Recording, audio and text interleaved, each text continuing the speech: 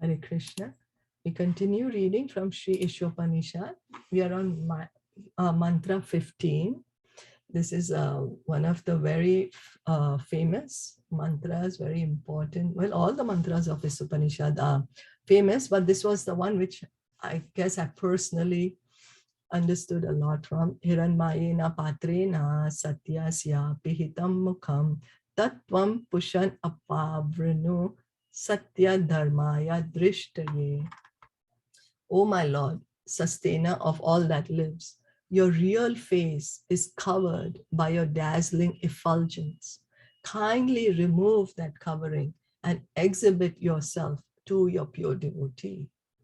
So Sri Upanishad is saying that, oh my Lord, sustainer of all that lives, all of us, who all the living entities are being sustained by the Supreme Lord. He's the one who's maintaining us.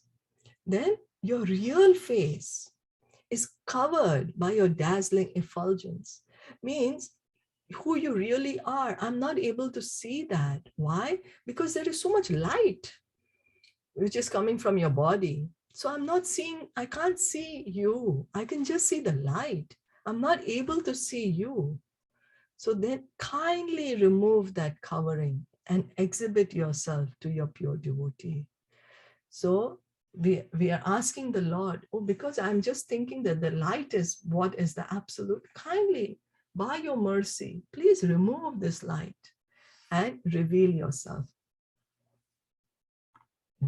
In the Bhagavad Gita 14.27, the Lord explains his personal rays, Brahma Jyotir, the dazzling effulgence of his personal form in this way. So 14.27 Bhagavad Gita, Krishna is speaking about the Brahma Jyoti, the Brahman effulgence, the divine light.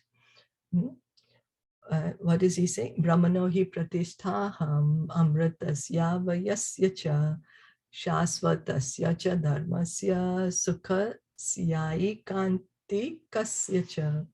I am the basis of the impersonal Brahman, which is immortal, imperishable, and eternal, and is the constitutional position of ultimate happiness. So Krishna is saying this Brahman, impersonal Brahman, which is there, the divine light or Brahma Jyoti, whatever you call it, it is immortal, always there, imperishable, nobody can destroy it. It's eternal, always has been, always will continue to exist, and is the constitutional position of ultimate happiness. There's happiness in Brahman. It's the point from Brahman that we experience happiness, true happiness, because happiness in this material world is not the true happiness, but from the Brahman platform, we can begin to experience true happiness.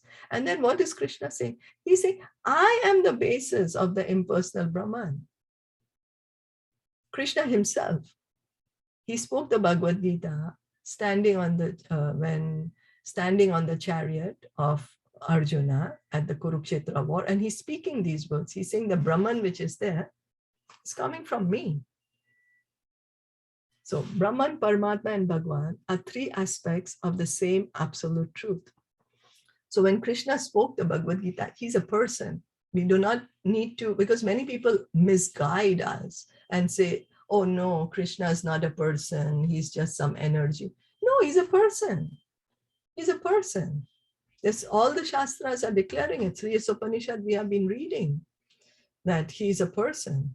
And so then Krishna is saying that the light which everyone is so confused about and so misguided about is coming from me. And here Sri Upanishad is saying, my dear Lord, your light is really confusing all of us, you know. And because of that, we are not able to see you. So kindly, can you please remove this light? Because all I can see is the light. My understanding is only up to the light. Can you please kindly remove this? And so I can actually see you how you are. So Brahman, Paramatma, and Bhagwan are three aspects of the same absolute truth. Brahman is the aspect most easily perceived by the beginner. So the beginners, the one who is on the transcendental path, one who just begins, he comes to the platform that absolute truth is light. His understanding is there. And then Paramatma, the super soul, is realized by those who have further progressed. But when continues to practice, one will realize that, oh, there's not only light, not that, okay, I am Brahman. The first thing is that I'm Brahman. That is a Brahman conception. Aham Brahmasmi, with Gyan, that comes. But as one goes further, one will realize, okay, yes, I'm Brahman, true, but there is Para Brahman. There is a supreme Brahman. That is the Paramatma realization, that I'm not the Para Brahman. I'm just a tiny Brahman. And there is a Para Brahman. So that comes as we gradually proceed. And then when we gradually further proceed, then we can understand Bhagwan realization. Oh, that he's a person. Sri Bhagwan, he's a person. That's the ultimate realization of the absolute truth. This is confirmed in the Bhagavad Gita 7.7, where Lord Krishna says that he is the ultimate concept of the absolute truth. Mata parataram nanyat. Therefore, Krishna is the source of the Brahma Jyoti as well as the all-pervading Paramatma. So the Paramatma and Brahman are features of the absolute truth. And the absolute truth, he is a person. The Jyoti is coming from the body of Krishna. And he's all-pervading everywhere in his Paramatma feature. Later in Bhagavad Gita 10.42, Krishna further explains, Athava bahunetena kim gyatena tavarjuna vishtabhyam idam kritsnam ekam shena sthito jagat. So he's saying, but what need is there, Arjuna, for all this detailed knowledge? With a single fragment of myself, I pervade and support this entire universe. Because in the 10th chapter, Krishna was speaking about his vibhutis, that, because Arjuna was saying, how will I be able to see you? So he was like, I'm the ocean, the sun of the abyss, I'm the lion, just to give some knowledge to Arjuna. Arjuna wanted to know how great is Krishna. Then Krishna tells him, Arjuna, what is the need of this detailed knowledge, Just a single fragment of myself, I pervade and support this entire universe. Single fragment of myself. Who is that single fragment? That's a Paramatma. So Krishna is saying, just by my Paramatma feature, I am everywhere in this universe. I'm maintaining the universe. Everything is happening because of my feature in Paramatma. Thus, by his one plenary expansion, the all-pervading Paramatma, the Lord, maintains the complete material cosmic creation. So some of us say, oh, Paramatma is so great. He's everywhere and everyone's heart, entire material creation, supporting, wow, amazing, and then some people think that that's it. There's nothing beyond the Paramatma. But Krishna is saying this Paramatma is just a tiny single fragment of mine. It's just a tiny portion of mine, just my feature, single fragment. He also maintains all manifestations in the spiritual world. Therefore, in this Shruti mantra of Sri Isopanishad, the Lord is addressed as Pushan, the ultimate maintainer.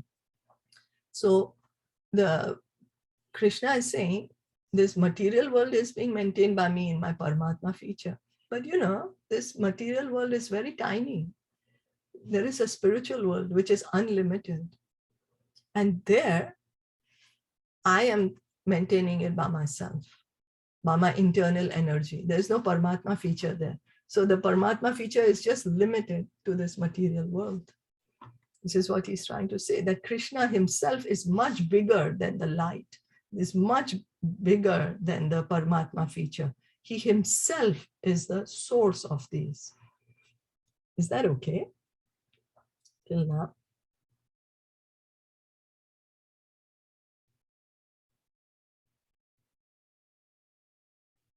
Yeah. Okay. Yeah. Okay. So the personality of Godhead Sri Krishna is always filled with transcendental bliss, Ananda Mayo Bhyasat.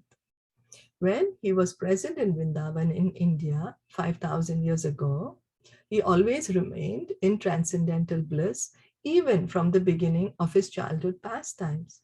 So when Krishna came 5,000 years ago, that is Krishna himself. That is the Supreme Lord. He came to show us how he is. Now, if someone wants to think that, no, how could God come and show us? Then we can say, why not? You know, if the president enters the jail to see the prisoners, and the prisoners think, no, why will the president come and see us? He also is a prisoner, you know. Otherwise, why would he come to visit us? Well, why can't he go? He is the president. He has a right to go there. He just came to see how are you doing. He came to speak some nice words to you. Similarly, when Krishna comes himself, many people say, no, this is not God. How can God come in front of us? How can God speak to us? God has to be something vague and something we shouldn't be able to understand. But why? But then that is their conception of God. That is how they want God to be. But that doesn't mean that God is really like that. God is Krishna. He came to show us. He came to speak to us. And he is always filled with transcendental bliss. Ananda Mayo Vyasat. So he always remained in transcendental bliss, even from the beginning of his childhood pastimes. It's not that Krishna showed that he became God after he became older or after he did some tapasya or some meditation or something. No, he's always God. He doesn't need to do anything to become God. No one can become God. No matter what we do, we can never become God. So the killing of various demons such as Aga, Bhaka, Putana, and Pralamba were but pleasure excursions for him. So he was killing demons. Putana he killed when he was a baby, sucking milk from his mother's breast. He killed Putana, a demon who was like, 6 miles or 8 miles long. You know, can we do that when we are a baby? No. Do we know anyone who's done that when they're a baby? No. Yet we say, no, Krishna is not God. Or he killed Agasur, entered in, Agasur. Then Bakasur just bifurcated his beaks. Then this is all Krishna. In his village of Vrindavan, he enjoyed himself with his mother, brother, and friends. And when he played the role of a naughty butter thief, all his associates enjoyed celestial bliss by his stealing. So he's showing his loving pastimes. He's showing what he does in the spiritual world. These Vrindavan pastimes are a preview for us, what's going on in the spiritual world, in Krishna Lok, in Golok Vrindavan. This is what he's showing us. You know, like we see the trailer of a movie to see what's the movie all going to be about. So this is the trailer. So if we really want to go to the spiritual world, we can study these Vrindavan pastimes. We can hear more about the Vrindavan pastimes. And then we know that this is what's happening there in the eternal world. But somebody will say, no, but I don't want this. I don't like it. Then fine, means you still want to be in the material world. And that's okay. That's a person's choice. Can't force anyone. So if it's their choice to continue live in the material world, that's okay. But Krishna's showing that you want to be always happy, you want to be always blissful. You don't need to worry about I don't know, we worry about so many different things, especially birth, death, old age, and disease. You don't want that, you come. So everything the Lord did in Vrindavan was the pleasure of his associates there. So we can see what the devotees are doing. The devotees want to give pleasure to Krishna. But what is Krishna doing? Krishna is doing everything to please his devotees. Why is he stealing the butter? He doesn't need to steal the butter. All the butter in the whole world belongs to him. He has unlimited butter. Why does he steal? He steals the butter because like that, he's stealing the heart of the gopis. The gopis want him to steal the butter, and so he's doing it. He doesn't care people are going to call me butter thief. He doesn't care about that. He's saying, but my gopis, they like it when I do such things. And I want to please them. They love me so much. I love them so much. I want to do things for them. That's why he does these things. Everything that, The Lord created these pastimes to attract the dry speculators and the acrobats of the so-called Hatha Yoga system who wish to find the absolute truth. So Krishna came to show us these loving pastimes so that those of us who are attracted to just dry philosophy, mental speculation, it's all dry. There's no loving relationship there. Or even to do meditation, there is no loving relationship there. There's no reciprocation. It's just dry knowledge. Sure, you know, you have knowledge, sure. But then what? What do you do with it? You know, how do you feel unending bliss? But then we will say, yeah, but on the Brahman platform, there is bliss. Sure, there is. Of course, there is bliss on the Brahman platform because it's a liberated platform. Aham Brahmasmi. Yes, of course, there is bliss. Atma is blissful. Of course, if I'm situated on the position of Atma, I'm blissful. Yes, but there is unlimited bliss when we are engaged in our loving relationship with Krishna, which is our true position.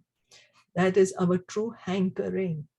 No matter how much knowledge we get, and no matter even if we are situated on the platform of the soul, eventually we are going to fall down back to the material world. Why? Because we did not find yet our true spiritual relationship, which each of us have. Each of us has that spiritual relationship, a spiritual form.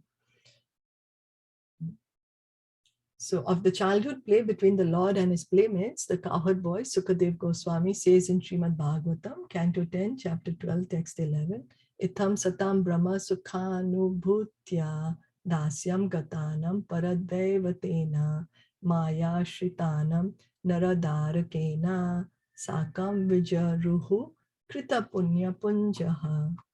The personality of Godhead, who is perceived as the impersonal blissful Brahman by the Gyanis, who is worshipped as the Supreme Lord by devotees in the mood of servitorship, and who is considered an ordinary human being by mundane people, played with the cowherd boys who had attained their position after accumulating many pious activities.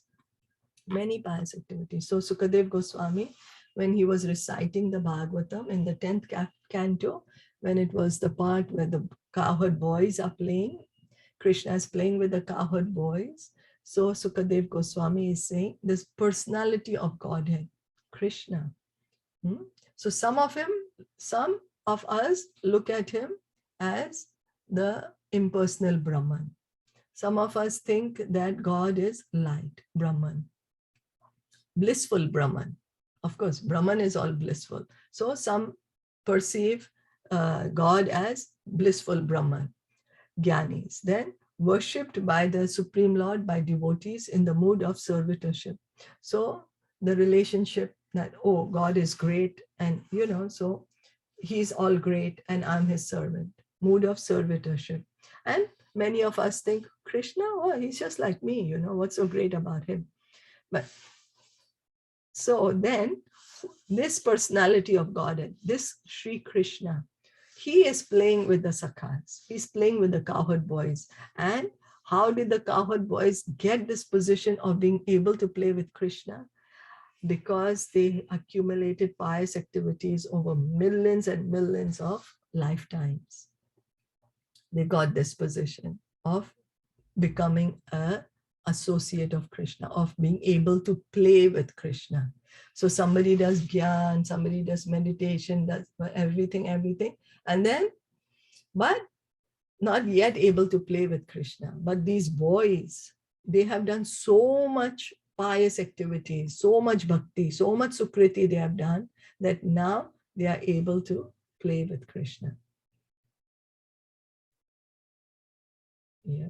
So thus the Lord is always engaged in transcendental activities with his spiritual associates in the various relationships of Shanta, neutrality, Dasya, relationship, Dasya, servitorship, Sakhya, friendship, Vatsalya, parental affection, and Madhurya, conjugal love. So what is Krishna always doing? Krishna is always with his devotees. It's not he's alone and doing nothing and just meditating and saying Om or something. No, he's always enjoying with his devotees, surrounded by his friends, his parents, his lovers, his servants. We like that also. Do we like, how long can we just sit down and do nothing? How long? But when we have loving relationships around us, we feel happy, we feel blissful, we feel content. So this is what Krishna is doing all the time, having loving relationships with his devotees. And this is what he came to show us when he came 5,000 years ago. Yeah, when he came, he showed that he's always having loving relationships. Any questions or comments?